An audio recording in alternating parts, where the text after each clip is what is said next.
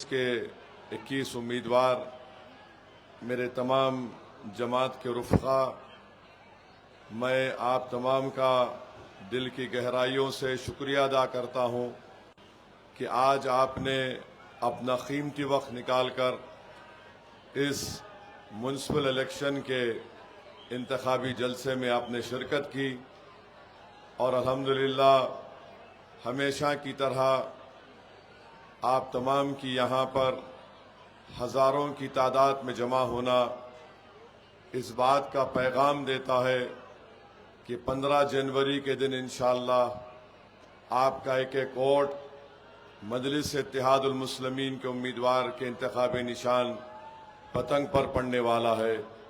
मुझे यकीन है कि मजलिस को धूलिया शहर में एक बहुत बड़ी कामयाबी अल्लाह आपके करने वाला है।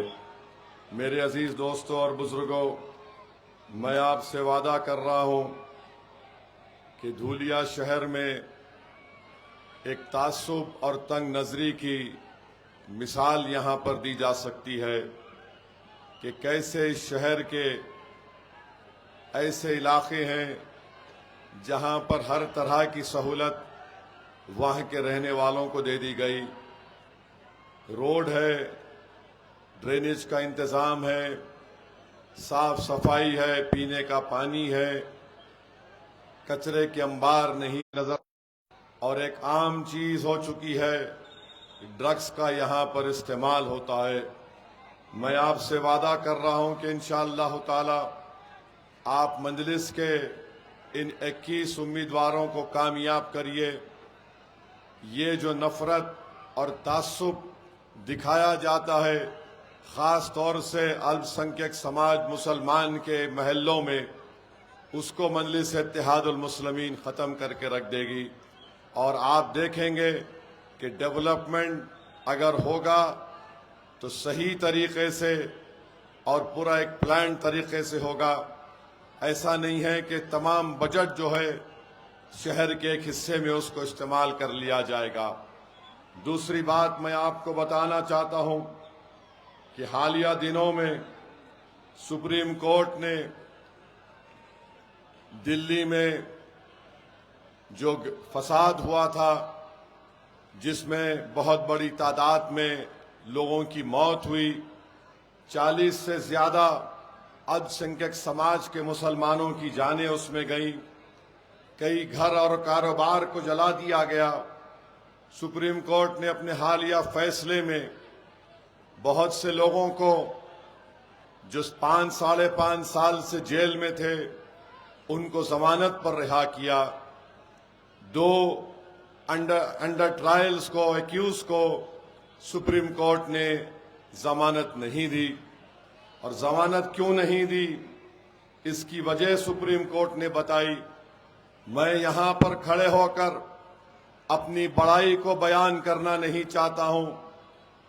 जब यूपीए की सरकार थी, डॉक्टर मनमोहन सिंह वजीर आजम थे, जनाब चिदम्बरम इस देश के गृह मंत्री या वजीर दाखिला थे, उस वक्त उन्होंने अनलॉफुल एक्टिविटीज प्रिवेंशन एक्ट को तरमीम किया और उसमें एक डेफिनेशन लगाया था कि दहशतगर्दी क्या होती है।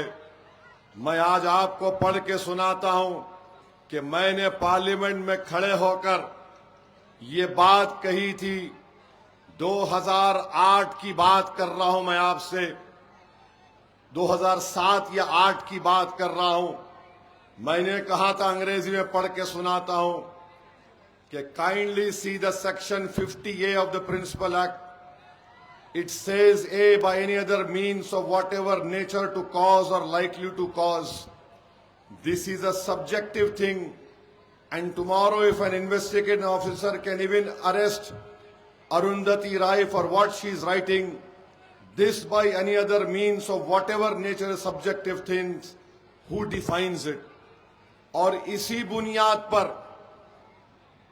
बुनियाद पर सेक्शन 50A का जो प्रिंसिपल एक्ट चिदम्बरम ने कराए थे, उस वक्त कांग्रेस पार्टी थी रूलिंग पार्टी में, मैंने पूछा था कि by any other means of what ever nature का मतलब क्या है, तो सुप्रीम कोर्ट ने इसी बुनियाद पर बाय एनी अदर मीन्स को इस्तेमाल करके, जिसको कांग्रेस पार्टी ने कानून बनाया था, जिसको असदुद्दीन ओवैसी ने पहले कहा था कि इसका गलत इस्तेमाल होगा, आज आप देखते हैं कि 2 नौजवान लड़के 5.5 साल से जेल में हैं और बेल नहीं होती है। और बेल क्यों नहीं होती? क्योंकि कानून को बनाने वाले कांग्रेस पार्टी के लोग थे। बताओ, जिनके बच्चे 5.5 साल से जेल में हैं, वो यूएपीए का कानून अगर किसी ने खराब तरीके से उसको बनाया तो उस वक्त गृह मंत्री चिदम्बरम थे, वजीर आजम कांग्रेस पार्टी के थे। क्या कोई कांग्रेस पार्टी का नेता आजादी के बाद से कभी 1 साल, 2 साल, 5.5 साल जेल में रहा? बताइए मेरे अजीज दोस्तों और बुजुर्गों, मैं चैलेंज कर रहा हूं, मेरी ये तकरीर भारत के लोकसभा में मौजूद है। मैंने ये भी कहा था, इस अपनी भाषण में मैंने कहा था कि अगर क्लॉज 43D आप पढ़ेंगे तो 180 दिन का डिटेंशन की बात मैंने कही थी। मैं अंग्रेजी में पढ़ के सुना रहा हूं कि मैंने पार्लियामेंट लोकसभा में कहा था, with all the confidence I can say that in 100% of the cases wherein minorities are arrested, they will be in detention without charge sheet for 180 days. It is because that this is what is happening as of now. मैंने कहा the ground realities is that there's a huge difference between reality and hope. A man in uniform, यानी जो police वाला होता है, उसमें एक किस्म से नफरत होती है मुस्लिम अकलियत के ताल्लुक से। ये फैक्ट है, मैंने कहा। और मैंने कहा the fact is that he starts his investigation on the premise that the Muslims are terrorists. I can say with all the confidence that they will be detained for 180 days. मेरे अजीज दोस्तों और बुजुर्गों, इसकी बात मैंने बरसों पहले कही थी।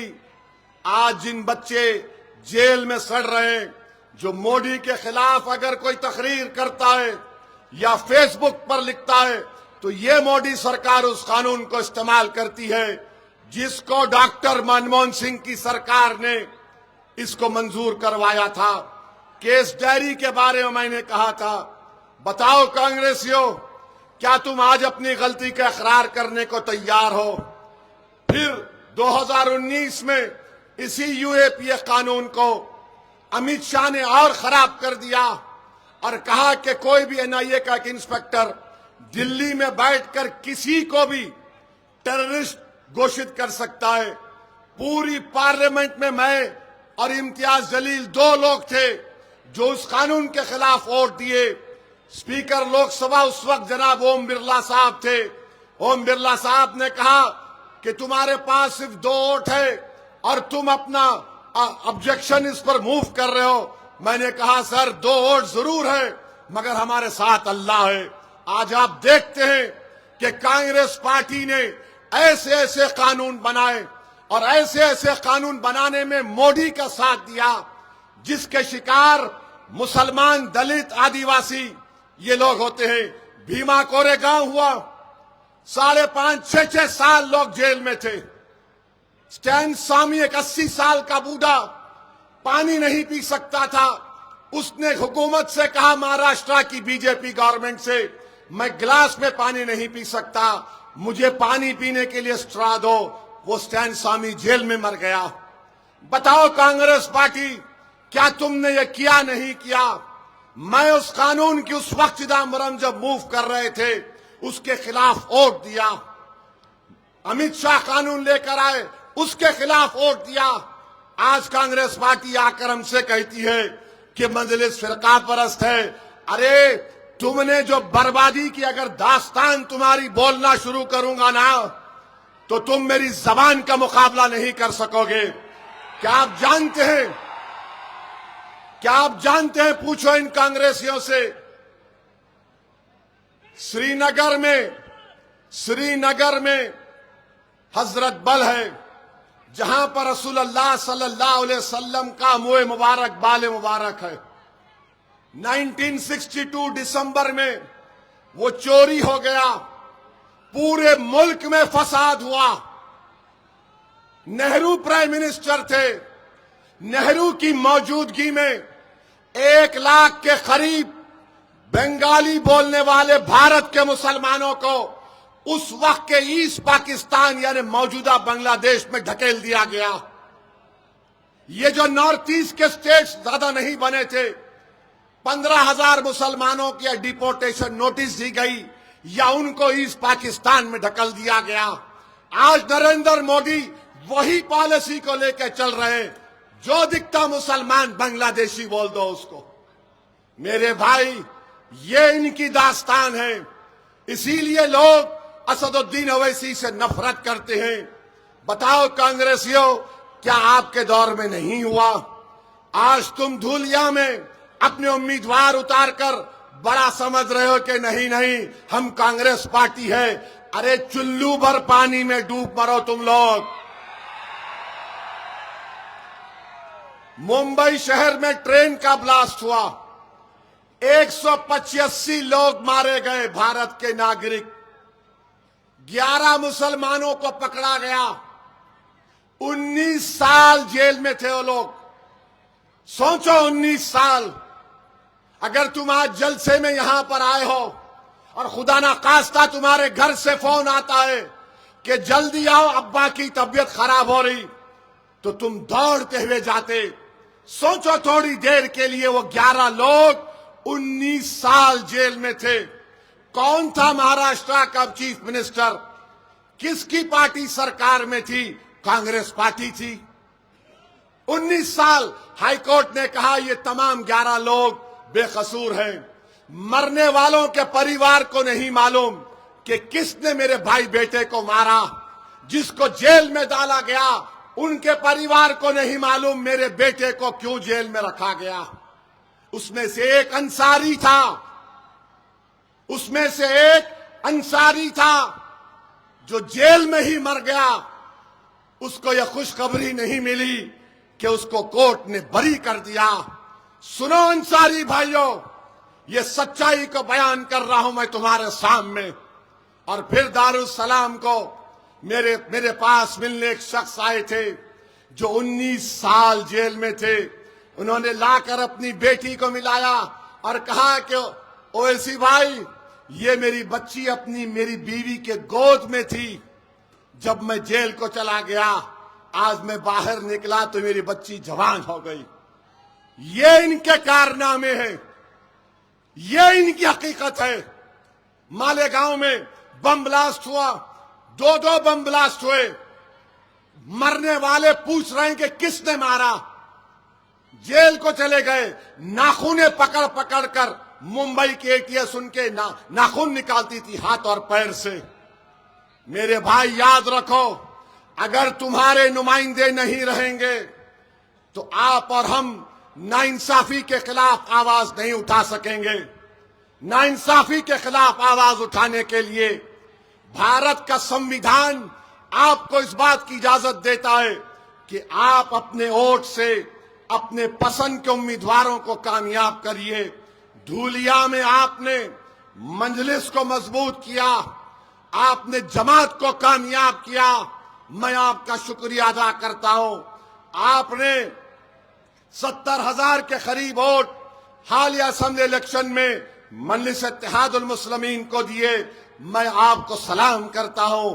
हम कामयाब नहीं हुए, मगर असदुद्दीन ओवैसी आपसे वादा करके जा रहा है कि मेरी भी जिद है और मैं अल्लाह से दुआ कर रहा हूं कि परवरदिगार, अगर हम अब नहीं जीते तो 5 साल के बाद धुलिया, औरंगाबाद, शोलापुर और मुंबई और विदर्भा से मजलिस के मेले को कामयाब कराएंगे। जिताएंगे धूलिया से मजलिस के विधायक को दोबारा इंशाअल्लाह ताला। हम पीछे हटने वाले नहीं हैं। और याद रखिए, मजलिस इज्तिमाइयत की बात करती है, मजलिस इनफरादियत की बात नहीं करती। अगर मैं भी मर जाऊंगा, जो मैं मरूंगा एक दिन, मंजलिस आबाद रहेगी, मंजलिस ताकतवर रहेगी। अगर कोई ये समझता है कि उसके चले जाने से मंजलिस कमजोर हो जाएगी, अरे अगर आज मैं मंजलिस में नहीं रहूंगा तो मेरी कोई पहचान नहीं है, मेरी कोई पहचान नहीं है। अगर अल्लाह ने मुझे आज इज्जत दी, बोलने की सलाहियत दी, तो वो सिर्फ अल्लाह ने मजलिस इत्तेहादुल मुस्लिमीन की वजह से मुझे वो मुकाम दिया। अगर कोई भी शख्स जो आज इस डाइस पर बैठा हुआ है वो भी सुन ले, अगर वो ये समझ रहे हैं कि मैं हूं तो मजलिस है, अरे तुम है, तुम रहो या ना रहो, अल्लाह तो वहदहुल्ला शरीक है, अल्लाह तो हमेशा रहने वाला है। अल्लाह अपना काम किसी से भी ले सकता है, हम रब्बे कायनात के मोहताज हैं। तो कोई हरगिज ये ना समझे कि मैं हूं तो मंजलिस है। अरे मंजलिस रहेगी, जो खुशकिस्मत होगा वो वफादार रहेगा, वही खुशकिस्मत होगा जो इन गरीबों की आवाज को समझेगा। याद रखो, आखिर ये कब तक चलता रहेगा कि अपने नफ्स के लिए, अपनी शोहरत के लिए, अपनी जाती मफादात के लिए आप अगियारों की चौखट पर जाकर सर को झुकाएंगे। अरे छोड़ो ये, इम्तियाज जलील को देखो। आज इम्तियाज जलील पार्लियामेंट का इलेक्शन तमाम सेकुलर और कम्युनल पार्टीज ने मिलकर हराया। असेंबली का इलेक्शन लड़ा इम्तियाज जलील, 1100 वोट से हार गया। इम्तियाज जलील हार गया, मगर अल्लाह ने इम्तियाज जलील को इतनी शोहरत से नवाजा कि आज अगर महाराष्ट्र के मुसलमानों का अगर कोई सबसे बड़ा नेता है तो उसका नाम सैयद इम्तियाज जलील है। आज आप जानते हैं इस बात को। तो मेरे अजीज दोस्तों और बुजुर्गों, आपको अपने हौसलों को बुलंद रखना पड़ेगा। डरने और घबराने की जरूरत नहीं है। ये जिंदगी में नसीब फराज से हमको गुजरना पड़ता है। हम जरूर इंशाअल्लाह ताला दोबारा धूलिया से मंजलिस के मेले को मुंतखब करेंगे। तीसरी बात, ये राष्ट्रवादी कांग्रेस भी इलेक्शन लड़ रही है ना। ये अजीत पवार अपने चीचा शरद पवार का नहीं हुआ तो इनके साथ जो दुम चलने फिर रहे उनका क्या होगा। वो जो शरद पवार का नहीं हुआ, जिसने सब कुछ उसको देकर आगे बढ़ाया, वो उसी को टाटा बाय बाय कर दिया। तो मेरे भाई, मैं आपसे अपील कर रहा हूं, हां ये अजीब मजाक है कि मुंबई में एक ही कैबिनेट में फडणवीस बैठते, शिंदे बैठते और अजीत पवार बैठते। अब ये चुनाव हो रहा है तो फडणवीस एक तरफ मुंह करके बैठ गए, दूसरी तरफ मुंह करके बैठ गए शिंदे और अजीत पवार। किसको बेवकूफ बना रहे हैं ये लोग? किसको बेवकूफ बना रहे हैं? वहां मुंबई में बैठकर दबाकर वड़ा पाव, मलाई दबाकर खाएंगे और यहां धूलिया को आके बोलेंगे मैं नहीं जानता उसको ने कौन है। इसको बोलते नूरा कुश्ती। ये नूरा कुश्ती हो रही है फडणवीस, शिंदे और अजीत पवार के दरमियान में। और मेरी बात लिख के रख लो आप, 5 साल के बाद जब असेंबली इलेक्शन होंगे, ना शिंदे रहेंगे ना अजीत पवार रहेंगे। कौन रहेगा? असदुद्दीन ओवैसी की जमात मजलिस इत्तेहादुल मुस्लिमीन रहेगी और धूलिया पर अपना एमएलए कामयाब करेगी इंशाअल्लाह। ये सब चले जाएंगे, नहीं रहेंगे ये लोग। एक तमाशा बनाकर मजाक किया जा रहा है जनता से, मगर महाराष्ट्र की जनता बिहार की जनता की तरह बड़े ही सियासी शऊर रखने वाली जनता है। वो ये सब तमाशा देख रही है कि कैसे ये कबड्डी मैच हो रहा है, इनका पकड़ उनका पकड़, उनको छोड़ इनको पकड़। ठीक है, जनता जब किसी के पैर पकड़ लेती ना तो उसको मट्ठी चका देती, और मट्ठी चकाने का टाइम अनकरीब में जल्दी आने वाला है। चौथी बात, मुझे अभी बताया गया कि हमारे उम्मीदवारों को, मजलिस के बाद जिम्मेदारों को फोन करके डराया जा रहा है। मैं फोन करने वालों से कह रहा हूं कि तुम्हारा सियासी बाप भी अगर आके बोलेगा तो हम उसकी भी नहीं सुनेंगे, उसके मुंह पे थूक कर पतंग को बटन दबाएंगे। ये डराने की बातें मत करो। याद रखो, वो जमाना चले गया, तुम लुंगी उठा के दिखाएंगे तो हमारे को मालूम क्या करना, समझे ना। वो गया जमाना, बड़े छोटे हम बड़े, अरे कोई बड़ा नहीं, सब एक है। डराएंगे तो तुम याद रखो मैं भी डरा सकता हूं। हम सिर्फ अल्लाह से डरने वाले हैं, किसी माइका लाल से डरने वाले का नाम मजलिस इत्तेहाद अल मुस्लिमीन नहीं है। तो जितनी तुम्हारी इज्जत अभी बाकी है, उस इज्जत को बाकी रख लो, वरना जो तुमने नाम कमाया वो पूरा खत्म हो जाएगा। तो आपसे भी अपील कर रहा हूं, ये जमात आपकी है, मजलिस को कामयाब आपको करना है अपनी दुआओं से, अपने वोट से और पतंग के निशान पर बटन दबाकर। हमने जनाब इरशाद साहब को ये जिम्मेदारी दी है। मैं शुक्रगुजार हूं जनाब इरशाद साहब का कि उन्होंने इस जिम्मेदारों को निभाने के लिए बहुत ही अहम तरीके से और मेहनत से काम कर रहे हैं। तो आप जनाब इरशाद साहब और मजलिस की इस पूरी टीम का साथ दीजिए। 15 तारीख के दिन मुत्तहदा तौर पर अपने के कोर्ट का इस्तेमाल करके मजलिस इत्तेहाद उल मुस्लिमीन को कामयाब और कामरान करिए, क्योंकि मुझे यहां से मालेगांव भी जाना है। मजलिस के मुखालिफिन, हमारे मीडिया के लोग को भी मैं सलाम करता हूं। मैं यहां पर तकरीर किया था विधानसभा के चुनाव में, 15 मिनट बोला तो इतना चला है टीवी पे, समझ में नहीं आया मेरे को। मैं 15 मिनट बोला तो मीडिया के लोग ऐसा चलाए जैसा कि मैं उनका दोस्त हूं।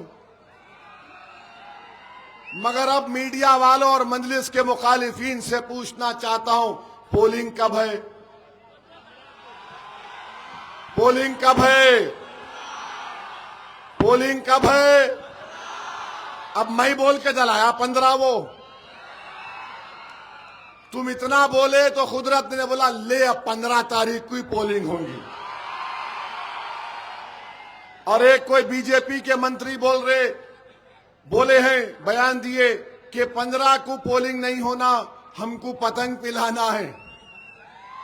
तुम पतंग पिलाओ या ना पिलाओ, 15 तारीख को धूलिया में सिर्फ पतंग नजर आएगी आसमानों पर इंशाअल्लाह। और अहम बात, नरेंद्र मोदी, अजित पवार, शिंदे, नीतीश कुमार, कुमारस्वामी, चंद्रबाबू नायडू, इन तमाम ने मिलकर एक वक्त तरमीमी कानून बनाया और वो कानून इस संविधान के खिलाफ है। संविधान जिसको बाबा साहिब अम्बेडकर ने बनाया, उस संविधान के फंडामेंटल राइट्स के खिलाफ है। यह कानून जो बनाया गया आर्टिकल 25, 26 और 14 की खिलाफ वर्जी करता है। इस कानून के जरिए मोदी, शिंदे और अजीत पवार मस्जिदों को, दरगाहों को, खानकाहों को, कब्रस्तान को छीनना चाहते हैं। जो लोग राष्ट्रवादी का खंडवा डालकर फिर रहे हैं, अगर तुम्हारा कब्रस्तान को छीनने की कोशिश करेगा, उसका कानून बन चुका है।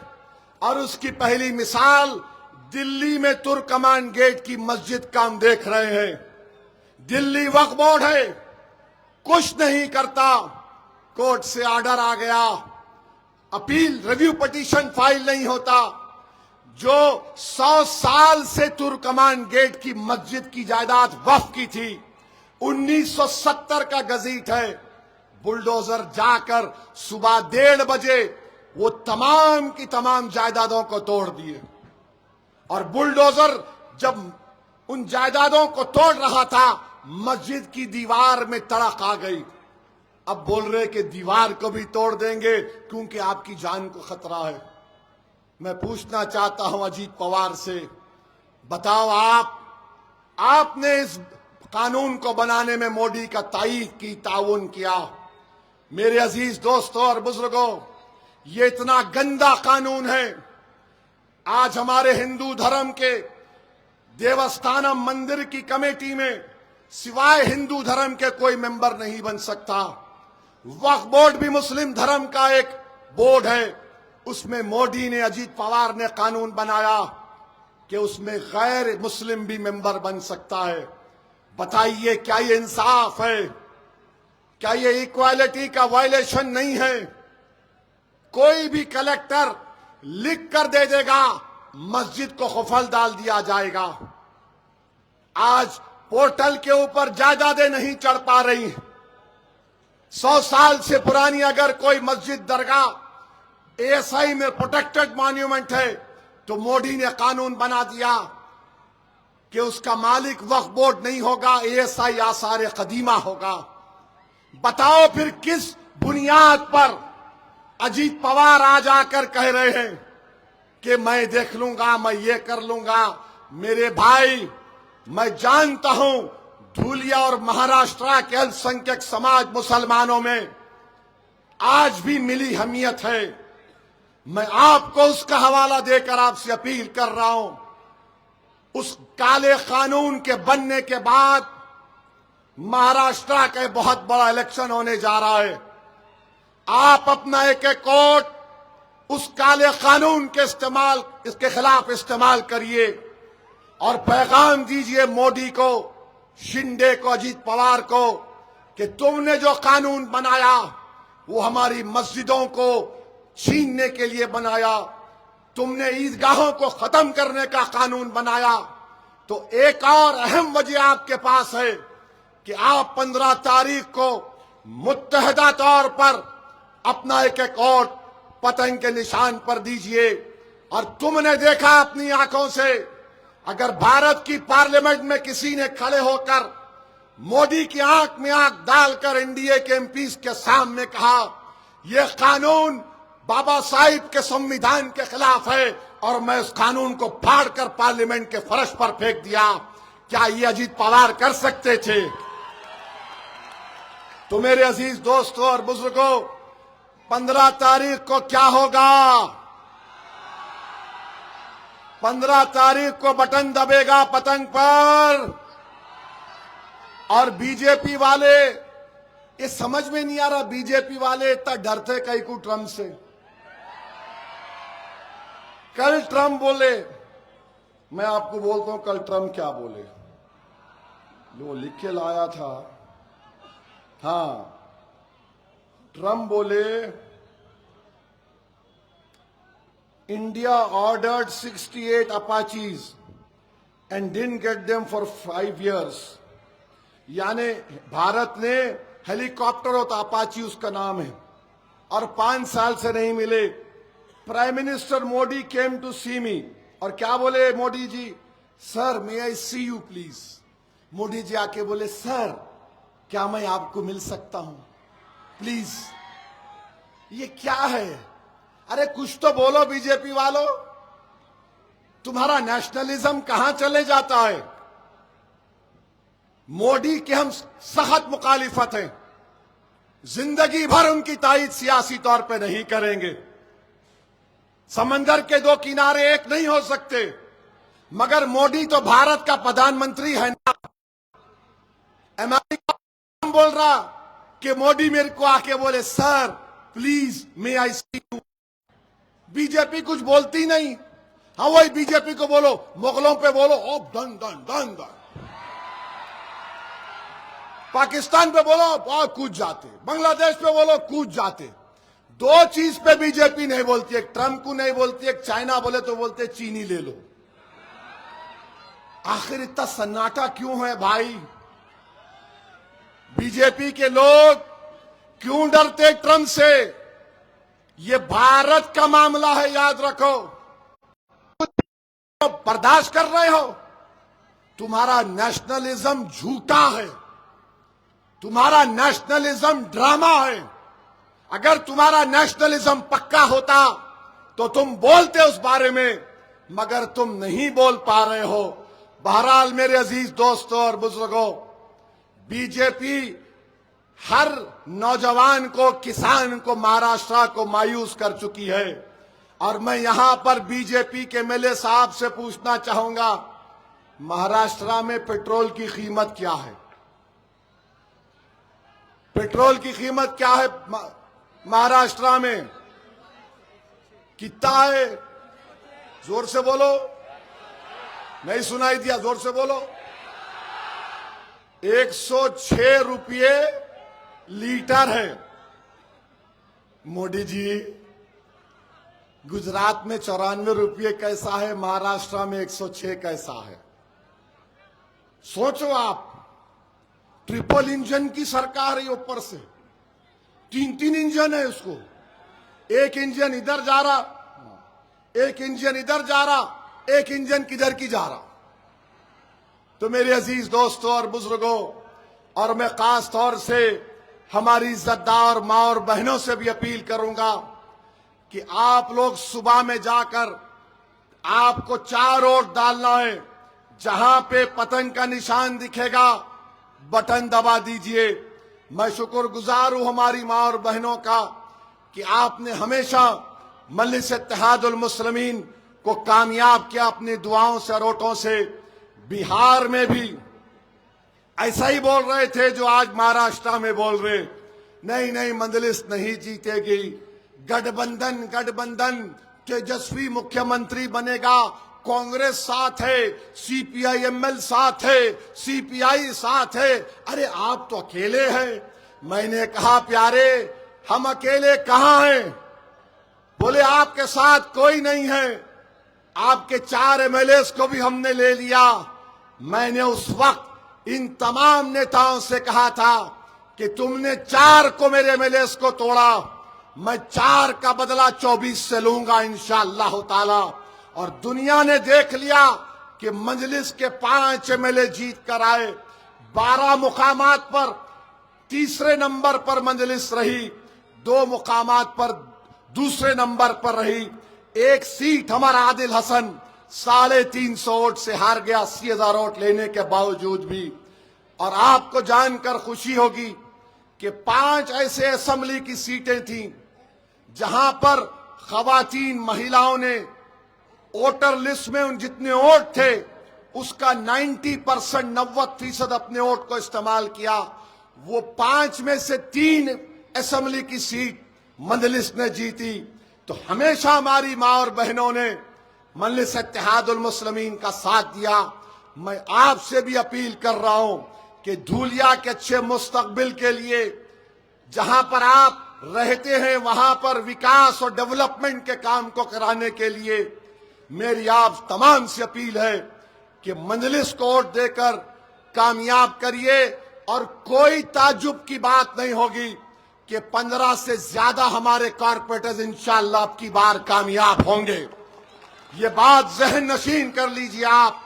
तो मेरे भाई, 15 तारीख को पतंग पर बटन दबेगा? हाथ उठाकर जवाब दीजिए। पतंग पर बटन दबेगा? क्या पैगाम देंगे आप बीजेपी को, अजीत पवार को, कांग्रेस को? पतंग पर बटन दबाकर मजलिस को कामयाब करिए। और मैं देख रहा हूं वो सरों के समंदर को जो दूर तक खड़े हुए हैं। मैं उनसे कहूंगा कि जो दूर खड़े हुए हैं वो अपनी सेल फोन की लाइट को खोले और यहां के लोग भी अपनी सेल फोन की लाइट खोलकर दुनिया को बता दें, महाराष्ट्र को बता दें, मजलिस के मुखालिफिन को बता दें कि ये मजलिस इत्तेहादुल मुस्लिमीन की मोहब्बत है, ये मजलिस इत्तेहादुल मुस्लिमीन की कामयाबी होगी। और इनके दिमाग की बत्ती जो गुल हो चुकी है, ये आज की लाइट से इनके दिमाग में आएगा। तो लगाओ मेरे साथ नारा, नारे तकबीर, नारे तकबीर, नारे तकबीर। धूलिया की आवाम जिंदाबाद, मजलिस इत्तेहादुल मुस्लिमीन जिंदाबाद, हमारा इत्तेहाद जिंदाबाद। बहुत बहुत शुक्रिया। अस्सलाम वालेकुम।